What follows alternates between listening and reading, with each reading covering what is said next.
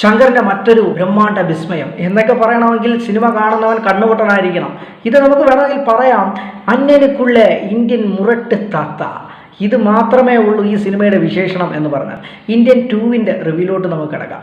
Indian സിനിമയിൽ തന്നെ ഏറ്റവും കൂടുതൽ ക്യാരക്ടർ ചലഞ്ചിങ് റോള് ഏറ്റവും കൂടുതൽ ചെയ്യുന്ന ഒരു വ്യക്തിയാണ് കമൽഹാസൻ. അദ്ദേഹത്തിന് അതുകൊണ്ട് തന്നെയാണ് ഉലക നായകൻ എന്ന് ഇന്ത്യൻ സിനിമാ ലോകം തന്നെ ചാർത്തി കൊടുത്തത്. അതുപോലെ തന്നെ അദ്ദേഹത്തിൻ്റെയും ശങ്കറിൻ്റെയും ഒരു വിസ്മയം നിറഞ്ഞ ഒരു സിനിമ ഇന്ത്യൻ. ആ സിനിമ കണ്ടവർക്കറിയാം, സേനാധിപതി എന്ന ഒരു ക്യാരക്ടർ എല്ലാ യുവാക്കളുടെയും നെഞ്ചിലാണ് ആ ക്യാരക്ടറിൻ്റെ സ്ഥാനം എന്ന് തന്നെ നമുക്ക് പറയാം. അപ്പോൾ അത്രയ്ക്കും പെർഫെക്റ്റ് ആയിട്ടുള്ള ഒരു സിനിമയാണ് ഇന്ത്യൻ.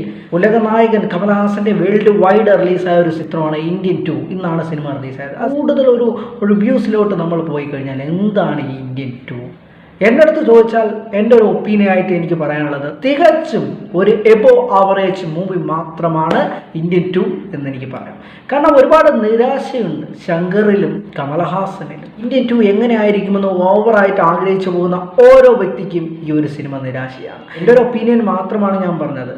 മ്യൂസിക്കിൻ്റെ കാര്യത്തിലാണെങ്കിൽ, ടീം മ്യൂസിക്കിൻ്റെ കാര്യത്തിലാണെങ്കിലും, ഈ സിനിമയുടെ ഓരോ ഫ്രെയിമുകളുടെ കാര്യത്തിലായാലും എനിക്കത്ര ഭയങ്കര ഒരു വിസ്മയം എന്നെനിക്ക് തോന്നിയിട്ടില്ല. എൻ്റെ ഒരു ഒപ്പീനിയൻ മാത്രമാണ്. ഓരോ പ്രേക്ഷകനും ഓരോ ടേസ്റ്റാണ്. ഈ ഒരു ചിത്രം നിങ്ങൾ ഇതുവരെയും കണ്ടിട്ടില്ലാത്തവരാണെങ്കിൽ തിയേറ്ററിൽ 1 ടൈം വാച്ച് ചെയ്ത് നിങ്ങളുടെ അഭിപ്രായം കമൻറ്റായിട്ട് രേഖപ്പെടുത്തുക. ചാനൽ ഇതുവരെയും സബ്സ്ക്രൈബ് ചെയ്യാത്തവരാണെങ്കിൽ ഒരു പ്രാവശ്യം ഒന്ന് സബ്സ്ക്രൈബ് ചെയ്യുന്ന കാര്യം ഒന്ന് പരിഗണിക്കുക. അടുത്ത നല്ലൊരു വീഡിയോ ആയിട്ട് കാണാം. Good bye.